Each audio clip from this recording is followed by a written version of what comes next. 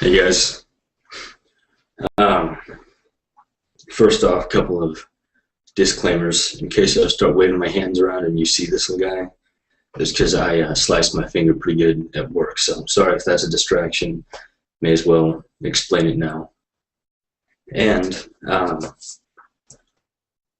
been on a hiring spree at my job. There's three new people that have started in the last 3 or 4 weeks, and turns out they're all Christians, which I'm not sure if that's good or bad yet, because if you're not sure, there's good Christians and then there's the other ones.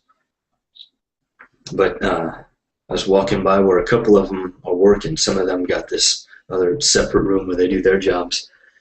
And then I just heard this like 90s gospel rap just blasting out of the room. And one of them that I had established previously that she was a Christian, she was gone. So I put my head in there to this other new guy I'd only talked to like once. And I was watching him as this music was going. And I was like, I don't know you were a gospel man. His eyes got all big and he started grinning, nodding his head. And I was telling some of the other coworkers about it. And we were like, maybe that's why he's so quiet around us. Because a lot of the coworkers are pretty vulgar. And then another one that just started yesterday, her husband works at Oral Roberts University here in Tulsa. Yeah, that's about all I know about her so far. But I thought that was kind of cool. It's not a bunch of the weird new age hippies that are all coming to work there now. 'Cause that's all that's there in most of the other places of that job. Anyway, something that's really been on my mind a lot at least this last week, was just how many Christians don't give God an opportunity to do his part when it comes to witnessing and ministering to people. And we've got the Romans road, which I used to know more about. I quit caring. Do with that what you want. But we've got all these strategies of figuring out how to bring people right to the cusp of finding God, and then praying that prayer, and then moving on with our lives after we put a notch in our belt, and then find the next impressionable person that we can persuade into accepting God, instead of making disciples, introducing people to God, and making God so real to them that it is something that's within their reach. Man, they get a taste of who God really is, and that plants in them. Man, they need more of that. Whatever it was that established that peace in their heart, that one little niche. It's not freaking out about everything. They chase that. That's how they find God. And a lot of us are just too focused on getting that next notch on our belt, or however you want to say it. And I was I didn't know which direction I was going to go with this broadcast for a while. Usually on Mondays he kind of starts narrowing it down, and then Tuesdays I just get all this time to myself in the morning. I just put on some headphones and listen to some music or some previous sermons from other people or whatever. I just get some me time, me and God. And then he's downloading all this stuff to me, and then bam, here we are. But today I just kept hitting a wall, and I was leaving work to come home, and I still had no idea what I was going to talk about. I was thinking I would just have to come on here and start monologuing about nothing in particular. But throughout the course of the last 45 minutes or an hour, he really, I think he was just in agreement with me about what I was wanting to do. And Sunday night, I guess it was, yeah. I was just, Carrie and I were getting ready for bed, and then the dog started whining because she wants to wait until we go to sleep to go outside. That's just how it works. So I let her out, and then I just sit on the couch for 10, 15 minutes while I wait for her to be ready to come back in. And God just, it was like he was knocking at the door of my intellect, wanting to get something across to me. So he did, and so this is what it is. And coincidentally, I also have verses for today. But what God said to me personally was, son, few people really give me the opportunity to do much of any work on their behalf. I operate on no one else's timetable because I'm above all that. Peering into time doesn't constrain me to it. Continue learning about inviting me into your circumstances, not only through patience and perseverance, but also by the resolute determination in your heart. Does it matter how much you say you trust in me and, quote, receive my blessings, if in your heart you continue to retain that double-minded attitude of staying in your own lifeboat until I'm near enough for you to feel safe about jumping into my arms? Come on, son, what have I had to say about that kind of uncertain, emotional, arbitrary thinking? How can someone expect to receive anything from me when all they do is waffle back and forth on decisions? So, James 1, 22 through 27. But be doers of the word and not hearers only, deceiving yourselves. Wait, no. Sorry. 2 through 8. That other reference was a different one I want to get into. James 1, 2 through 8. Count it all joy when you fall into various trials, knowing that the testing of your faith produces patience, but let patience have its perfect work, that you may be perfect and complete, lacking nothing. If any of you lacks wisdom, let him ask of God, who gives to all liberally and without reproach, and it will be given to him. But let him ask in faith, with no doubting, for he who doubts is like a wave of the sea, driven and tossed by the wind. For let not that man suppose that he'll receive anything from the Lord. He's a double-minded man, unstable in all his ways. You wouldn't happen to know many Christians like that, would you? Because I do.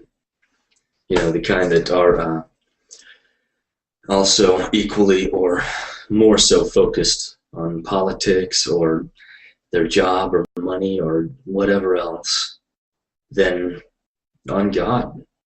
And then they talk about all these blessings they want from God, all these things God has been able to do, when really it's just them stretching the truth and really, really pushing to make themselves look like they're in real tight with God. And really, if you got to talk that much about it and you feel like you got something to prove, maybe it's best to just get alone for a while.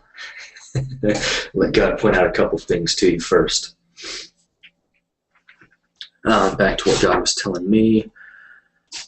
What needs to happen is for Christians to give me a workshop within the thoughts and emotional confines of the people I've given them to minister to. How? By trusting first in themselves and their ability to... Hello? Why am I blank? Huh. Well, I guess you can hear me, so keep on moving. By trusting first in themselves and their ability to hear me, as well as the knowledge that I really do know what I'm doing. That's trusting God to be able to follow through and take care of his end of the bargain. Nobody wants to hear that they're a pawn in my grand plan, but come on, everyone does have a part to play as far as reaching the world for me, regardless of how minuscule or demeaning some would interpret it. For a while, I was a groundskeeper, janitor, maintenance, custodian, Renaissance man. Oh, there we are. Oh, well. For this tiny little school where I grew up, and I loved everything about it. Man, if God hadn't hauled me down here, I'd probably still be working there. And how much glory is there in vacuuming classrooms and taking out trash every day. Huh. Back to God. But if you speak the words that continually flow through the avenue in yourself with which you and I commune, how much more can I ask of you in these situations where you're ministering to the people I've given you? So what if it sounds like the stupidest thing? Do you know a person's past, their memories, their fears, their deepest desires? I don't need your help in that arena. I need your obedience. My words will tunnel right past all the walls they've put up. Yeah, video's on.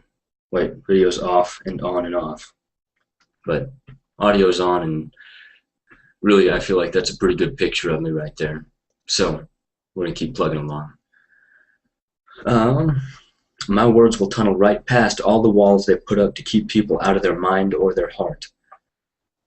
Let's face it, we've all had walls that we put up, and somehow, if we get a glimpse of God, He'll tear those right down, no matter how we treat other people. And there's going to be that special place we got with God.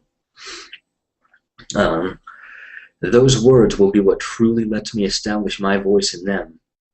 And it should be fully complemented by your testimony as someone honest, hardworking, respectable, consistent, peaceful, and charismatic.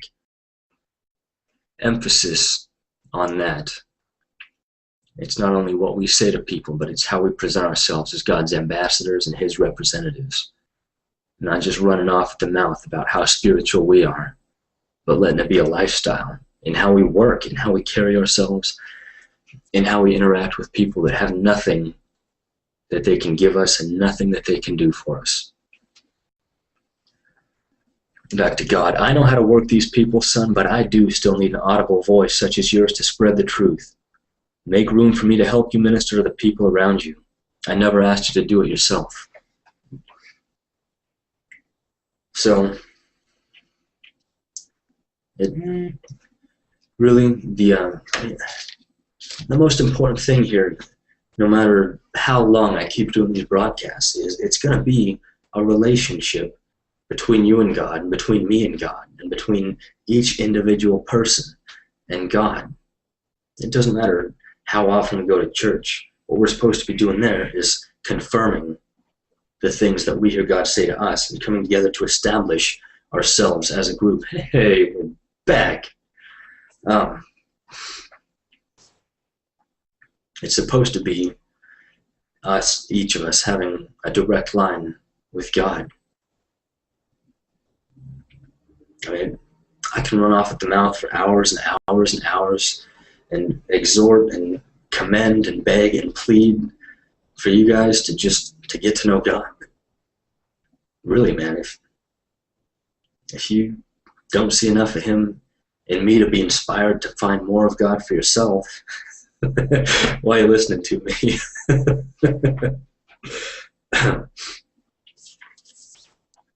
But one of the things that really hit home with me and what God was telling me was to be able to be confident in our ability to hear Him for ourselves. And that's something that I had to spend a long time getting comfortable with. And I think a lot of false humility going around in contemporary or, quote, postmodern churches really emphasizes humility. But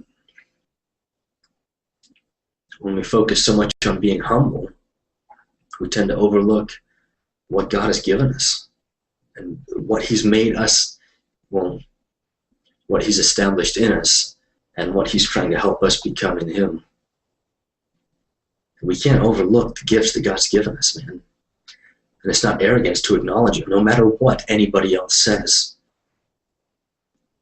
And when you can see the tools that God's put in you, then God's got something to work with.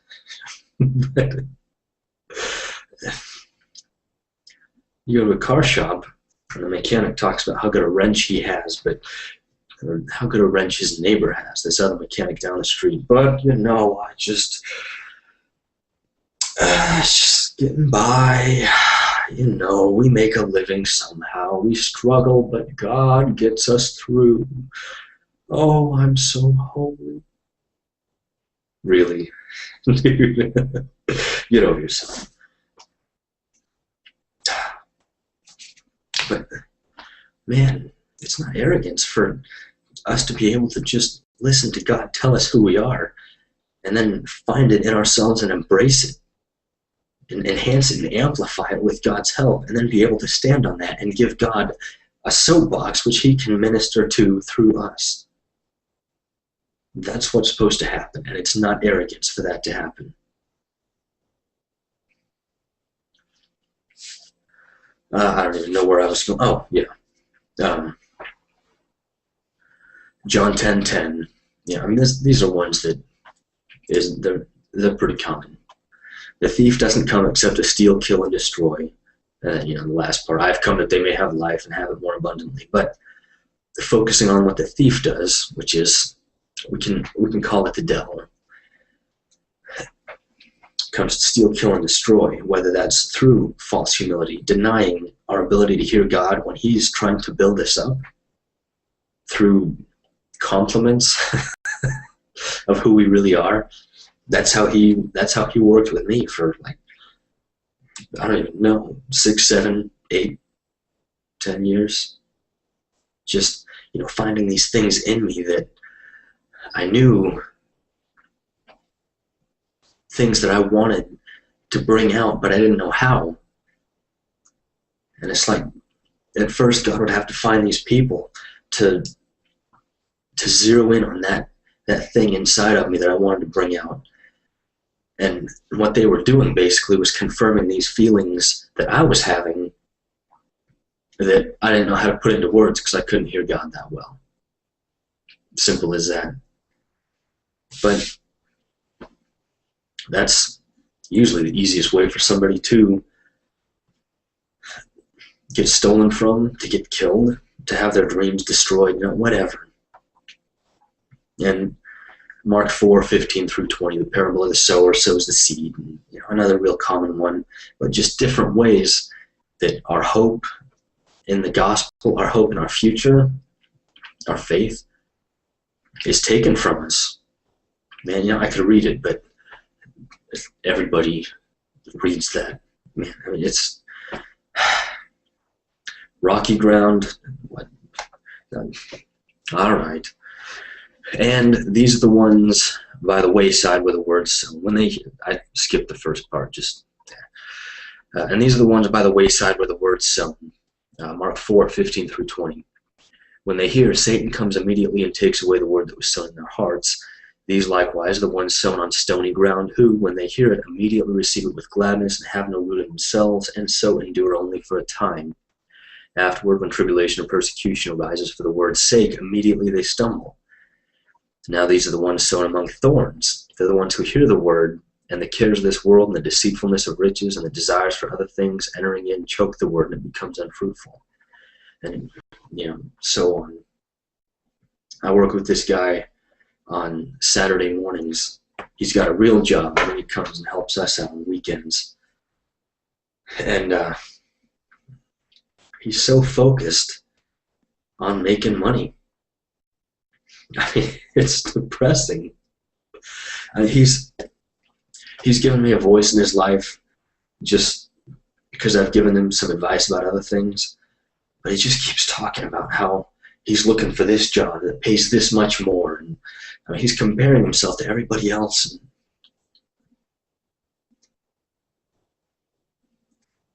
money is a better servant than a lord.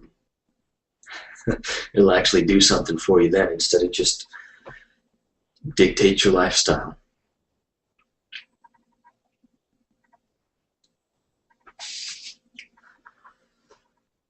But yeah, man, God's saying people need to be confident in their ability to hear him. That's a big one that I think is really, really lacking.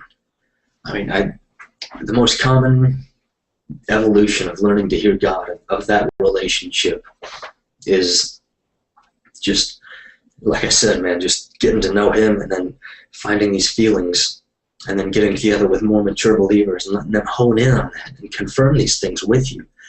And then you find out that that avenue where you're starting to get these feelings, that's God. And then you just keep focusing on that. And then it starts being clearer and clearer and clearer. And then you can start hearing words. And then when you can't really deny that you couldn't hear God that well, then he starts asking stuff that's costing you something.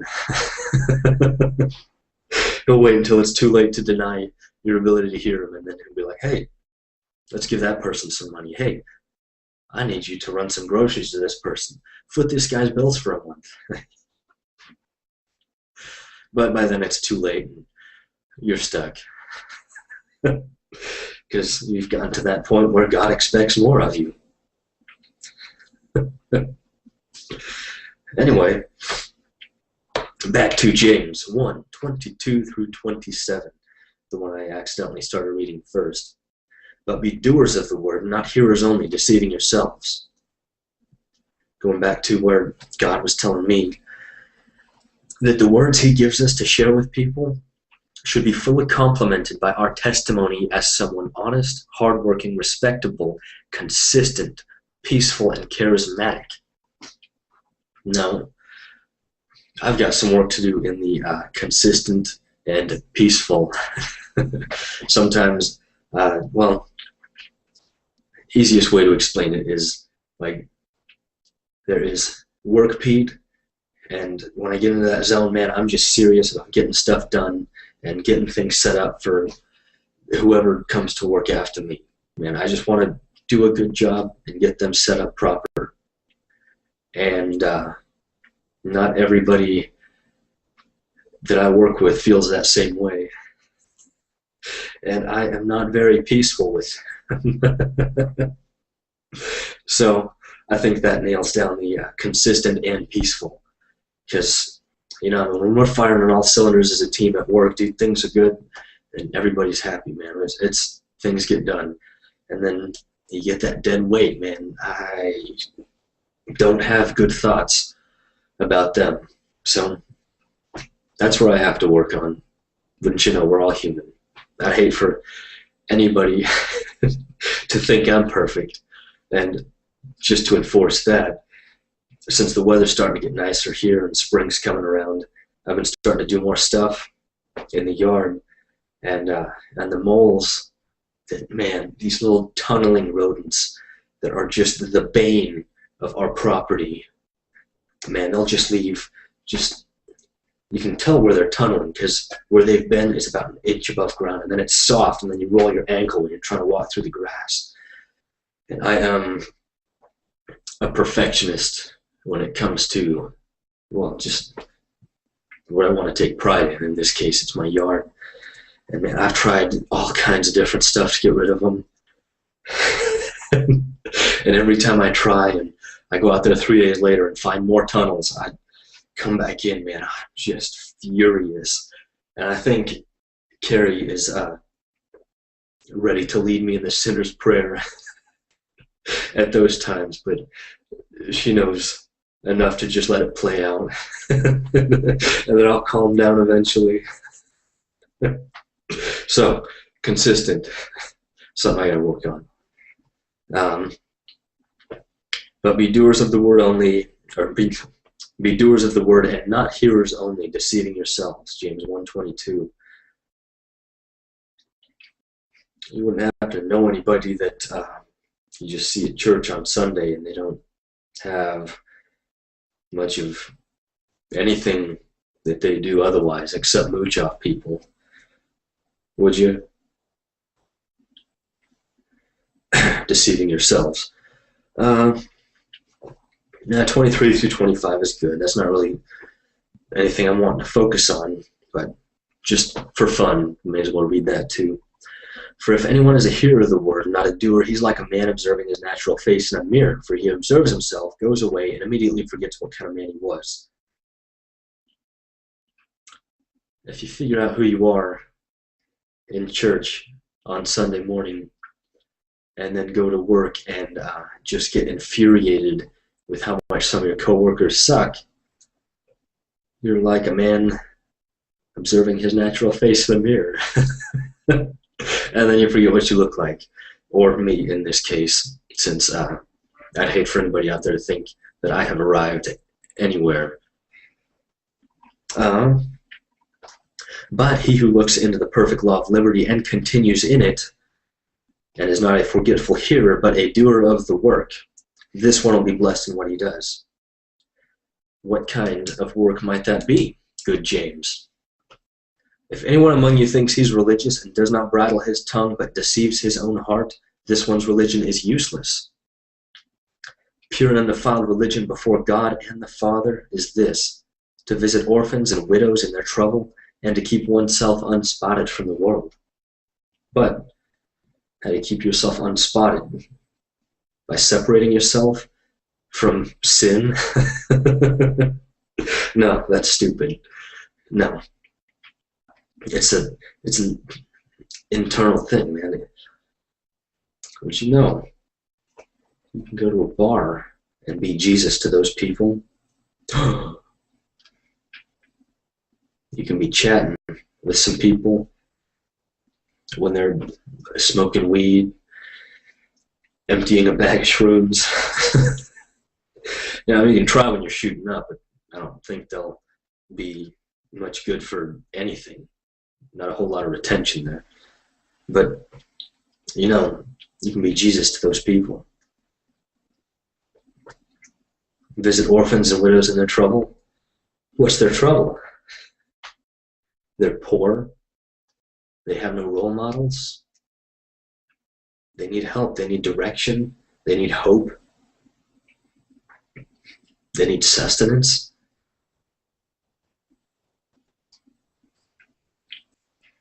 It's supposed to cost us something to be God, to represent God and be Jesus to these people. Man, why?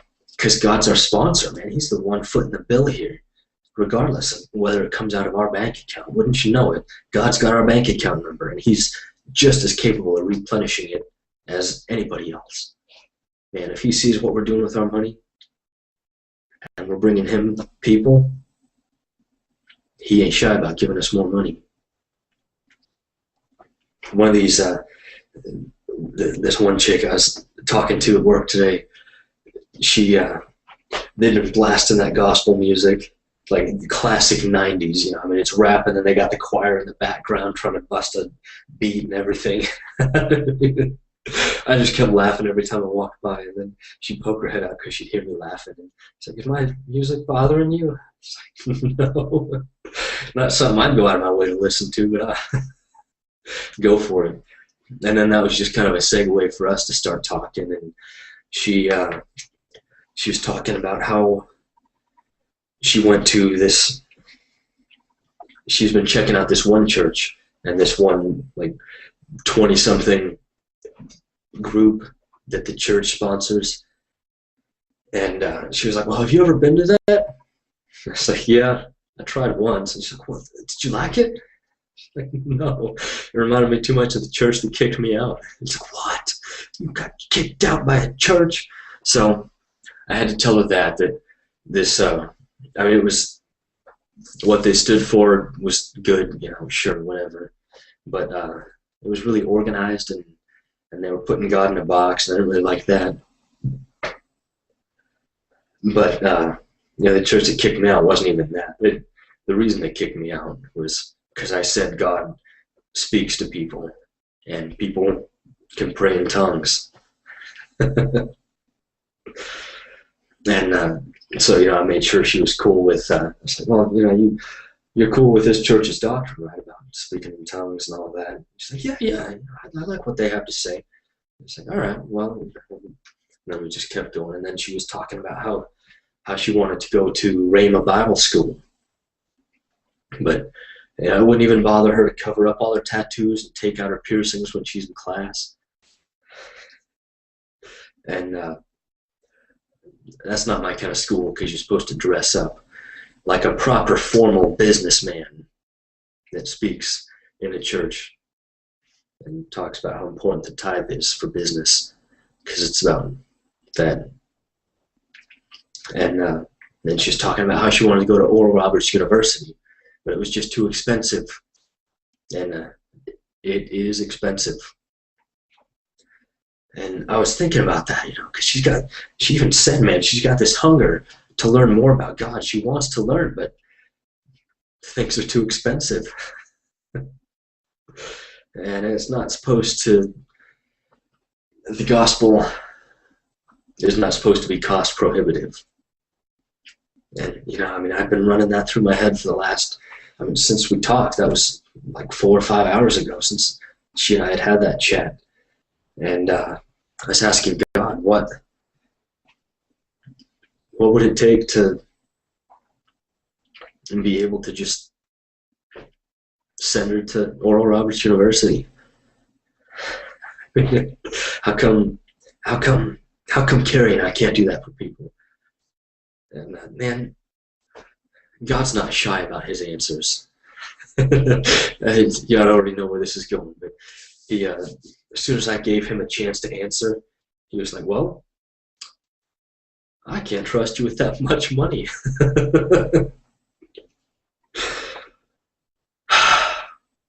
But we're getting there, man. That is a lots and lots of tens of thousands of dollars. And I'm sure if I had it, I would think about sending her to school. And then I would probably think harder about paying off some of our stuff. Just to be honest. God forbid you think I'm perfect. Anyway, I think that's about all I got today. So, love you guys, and maybe we'll have full video streaming next week. See ya.